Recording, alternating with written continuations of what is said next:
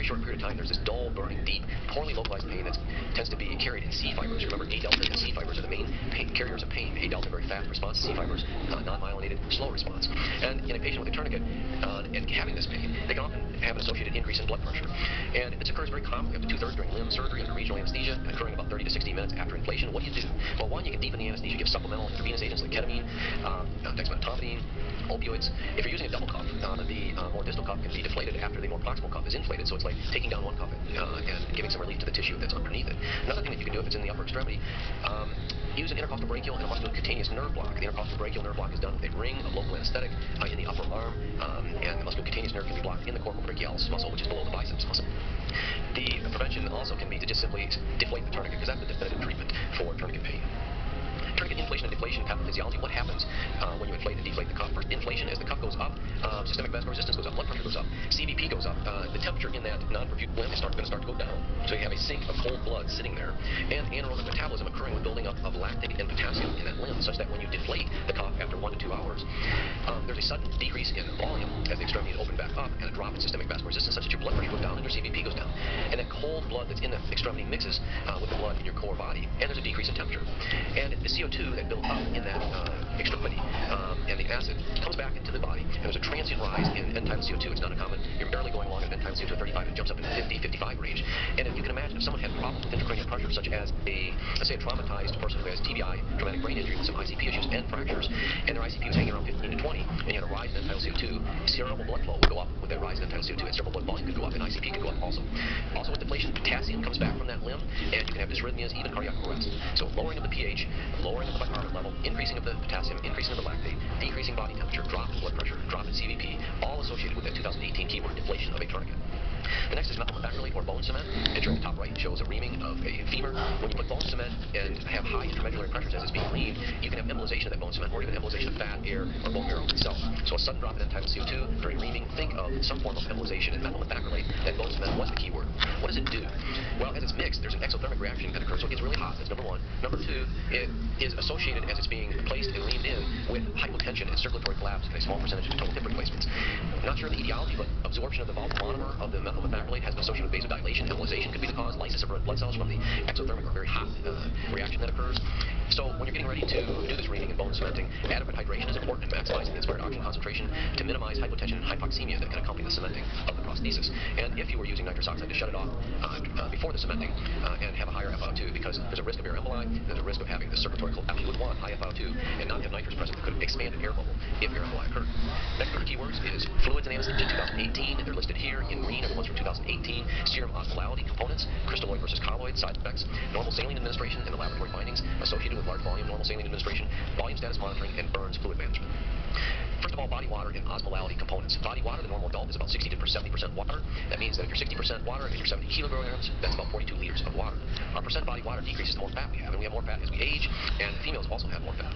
Body water in general is distributed mostly intracellular, 2/3, 1/3 extracellular, and the osmolality of our body is mainly determined by how much sodium we have. And we can estimate our normal osmolality, which is about 285 to 295 milliosmoles per kilogram, by 2 times the sodium.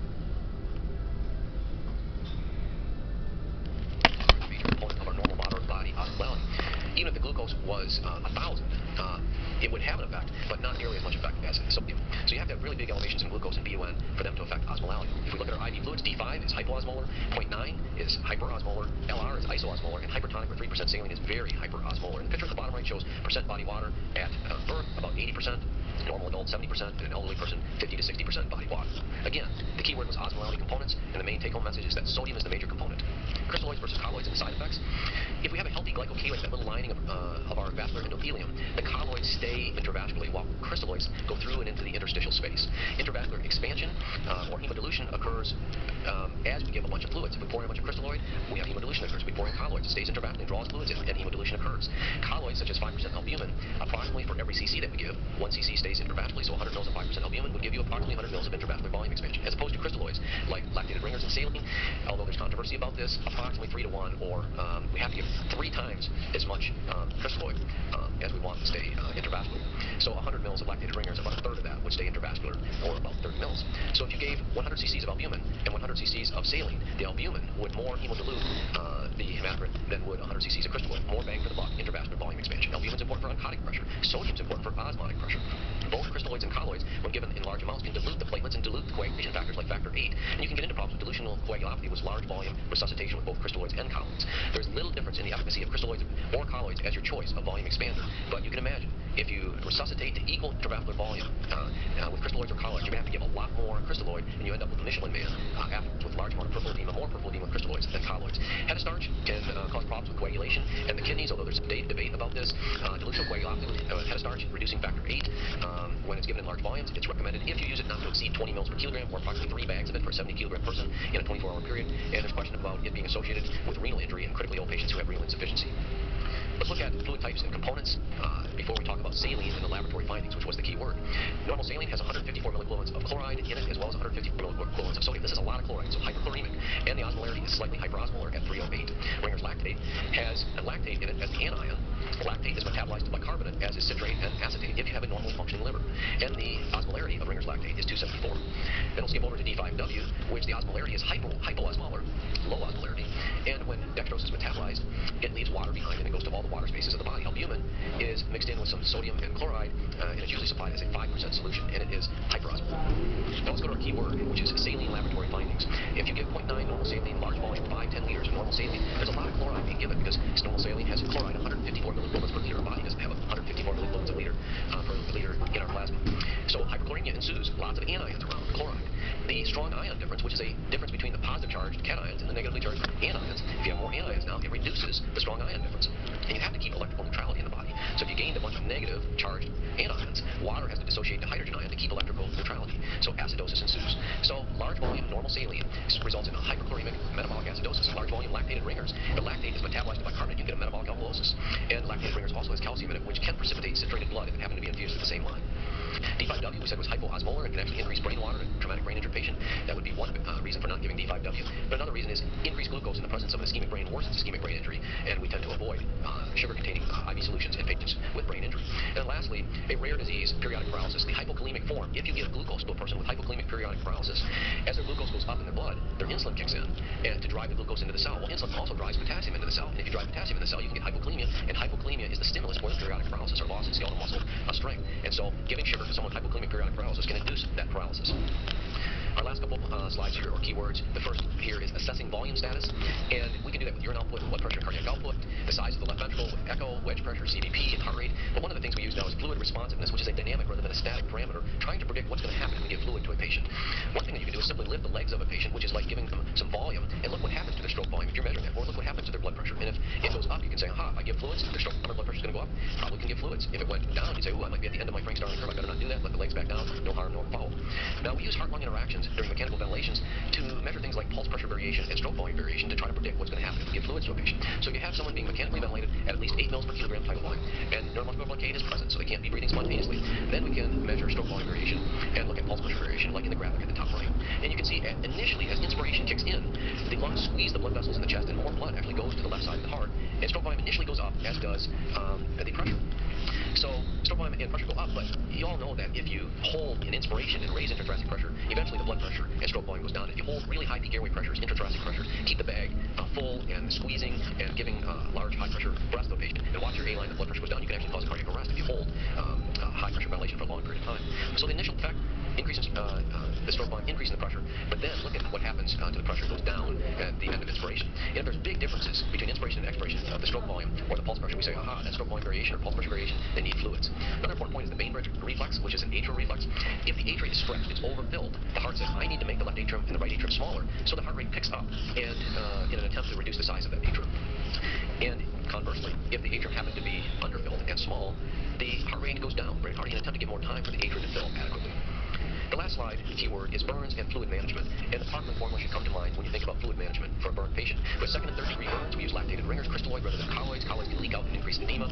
And the magic formula is 4 mLs of crystalloid per kilo per percent burn during the first 24 hours. And you give half of that calculated volume in the first 8 hours, and the second half of that during the next 16 hours. The rule of nines can be used to estimate how much the surface area of the body is burned. A patient's hand can be used to approximately 1% of the body surface area. In extremity upper is 9%, extremity lower is 18%. So this rule of nines can be used to estimate percent burned. The modified Brooke formula is another formula to estimate how much crystalloids to give. However, the Parkman formula is the most commonly used. And this ends our 2018 multi-topic keyword review. I hope you have a great day. These are pictures from Kentucky and a winter ride I recently took on my bike in Kentucky. I hope you have a great day.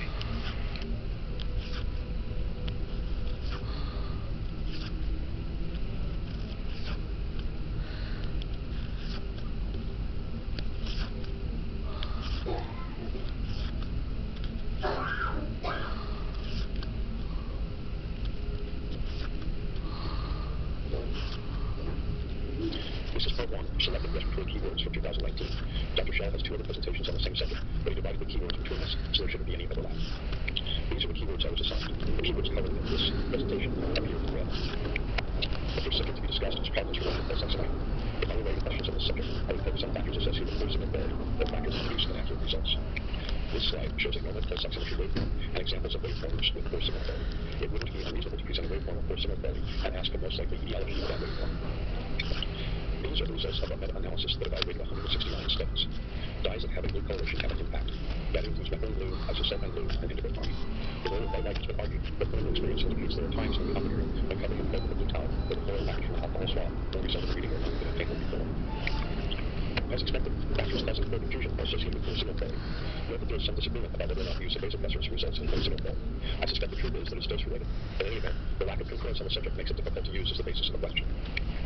The impact of nail polish on pulse oximetry is also open to some debate. The original work done in 2002 showed that black, green, or blue nail polish resulted in a reduction in the number displayed by the pulse oximeter. More recent work reported in 2005 and 2006 disputes that finding, and the lack of impact has been attributed to improved performance of the pulse oximeters. The role of apparent nails is also questionable. The original work done with clear apparent nails has questionable applicability to today's environment. Nonetheless, a report from the European Society of Anesthesiologists in 2018 suggests that neither nail polish nor apparent nails have a significant impact on pulse oximetry, as evidenced by the fact that no readings vary by more than 2% from the actual value. Motion by the back is an obvious problem, not so much in the operating room as in the post-anesthesia care unit or the ICU. Recognize the electrical interference may compromise signal quality. The issue of a dirty sensor has probably been all but eliminated with the use of disposable probes. Nonetheless, we aware of the fact that blood covering the LEDs in the probe may result in compromised signal quality. Now it's time to consider the accuracy of the readings. These are the results of a meta-analysis that evaluated 169 studies. Note that not all factors reported to influence the accuracy of pulse oximetry are universally accepted. For example, one study evaluating the impact of anemia on the accuracy of pulse oximetry reported it had no impact even as low as a hemoglobin of 2.5. The issues of motion artifact, decreased perfusion, dyes, and white light have already been discussed. It is worth noting, however, that inquiring about the influence of dyes is a classic exam question. Methemoglobin is another favorite subject relating to pulse oximetry. Here's a list of drugs that have been reported to cause methemoglobinemia. By far the drug used in the perioperative period that is most commonly associated with methemoglobinemia is benzocaine. Benzocaine has a tendency to produce methemoglobin, which absorbs equal amounts of the 2 wavelengths of light used in conventional pulse oximetry. The result is a tendency for the pulse oximeter to report a saturation as 85%. Accordingly, most pulse oximeters report a spuriously low value for SpO2 when the actual saturation is greater than 85%. Another drug that merits special consideration is Prilocaine. When, you say, was the last time one of your patients received Prilocaine? How about the last time a child had Emeralcaine applied? Since the complication is dose-related, consider the amount of Emeralcaine that is sometimes slathered on a child before an IV is attempted. The presence of hypoxemia significantly impacts the accuracy of pulse oximetry. Notice that in patients with an actual saturation measured on arterial blood mass less than 90%, the pulse oximeter tended to overestimate the saturation. Stated another way, the very time you are likely to be most concerned about a patient's saturation is the time when a pulse oximeter is least accurate. Not only that, but the error is likely to not only be to the problem, but to minimize the magnitude of the problem. Certain other drugs used in anesthesia may have an impact on the accuracy of the pulse oximeter. Once again, a classic example is the interaction between desflurane and desiccated carbon dioxide absorber to produce carbon monoxide and therefore peroxyhemoglobin, resulting in a spuriously high value of oxygen saturation being recorded by the pulse oximeter. The problems characteristically occurred with the brand names Benaline and Amsol, neither of which is currently available in the United States. Self-hemoglobin is another abnormal form of hemoglobin, which has an impact on the accuracy of pulse oximetry. Self-hemoglobin has a British pigmentation, and once formed, it persists for lifespan in the red blood cell. Self-hemoglobin, which causes pulse oximeter to display a spuriously low value for SpO2, may be produced by metoclopramide, dapsone, phenacetin, and sulfonamides. The next subject to be considered is the issue of the relationship between abnormal capnograms and the diagnosis. A normal capnogram is often described in terms of 4 phases. Phase 1 is the inspiratory baseline. Phase 2 is the expiratory upstroke. Phase 3 is the expiratory plateau. Expiration ends and inspiration begins at the end of the expiratory plateau. Phase 4 is the inspiratory downstroke. Here is a list of commonly described abnormal capnogram waveforms. A bronchial intubation may present with an altered value of exhaled carbon dioxide. One study reported in the presence of a bronchial intubation entitled CO2 was decreased in 23%, increased in 18%, and unchanged in 59% of patients. In any event, in most circumstances, the morphology of the waveform is essentially normal. An incompetent expiratory valve presents as no rich return to baseline. Over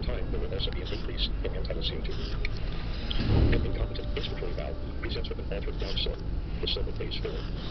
Remember that this occurs during inspiration.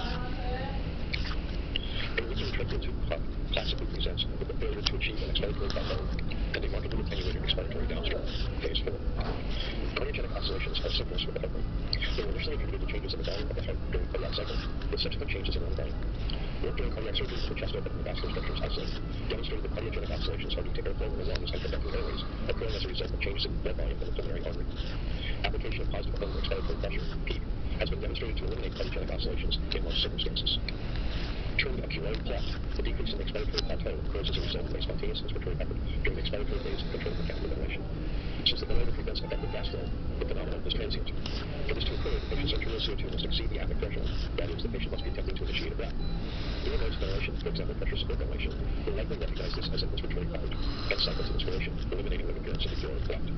Treatment should consist of decreasing arterial CO2 below the patient's apneic threshold. That is, increasing alveolar ventilation, or decreasing the apneic threshold.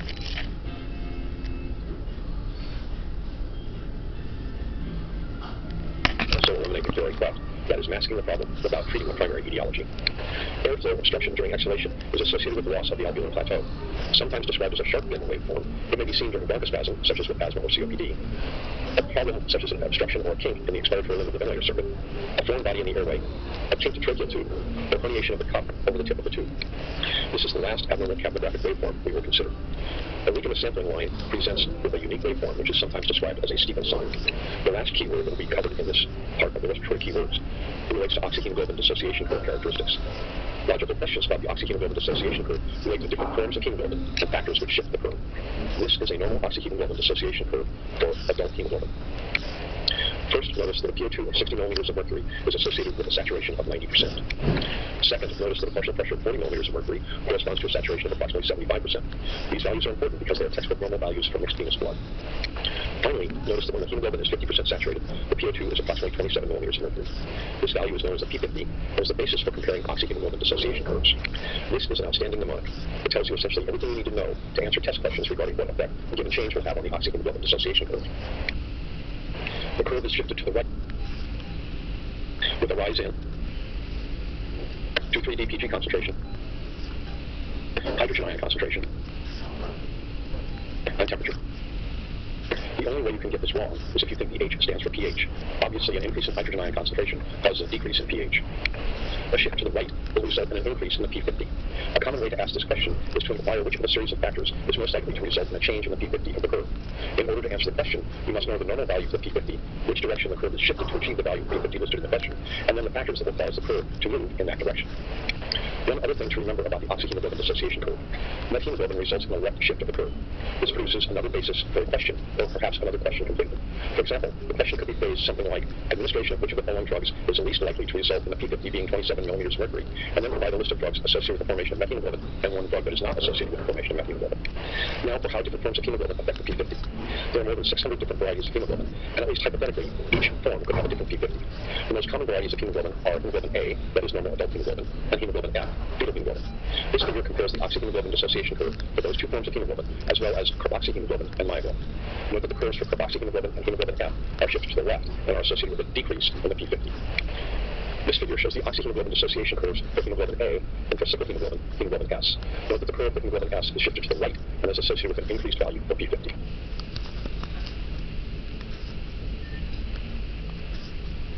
So the topics I want to talk about today are listed here. A lot to cover in 45 minutes, so I'm going to try to highlight what you might be seeing when you take your ITE. So just first a few questions in terms of fetal heart rate monitoring. So which statement about fetal heart rate patterns is most likely true? If anyone wants to tell me what they think the answer is, let me know. Someone said D, I think. That is correct. So fetal tachycardia can result from a variety of reasons, but fetal hypoxia is one of those. So when you're doing fetal heart rate monitoring, looking at it, it's very much like reading an EKG. You need to be systematic. So you need to first look at what is your baseline heart rate, and then the variability, which we'll talk about what that means, and then periodic patterns, which means is there an acceleration, is there a deceleration, and then you need to pair those patterns with the uterine activity, specifically when you have decelerations. So normal baseline fetal heart rate is generally 120 to 160. Below 120 is fetal bradycardia. Below greater than 160 is considered fetal tachycardia. Now sometimes you will have a baby with a normal low baseline. So if you have a fetal heart rate, say in the 110 to 120 range, but with good variability, the obstetricians are probably not going to be concerned because that baby probably just has a lower baseline than most.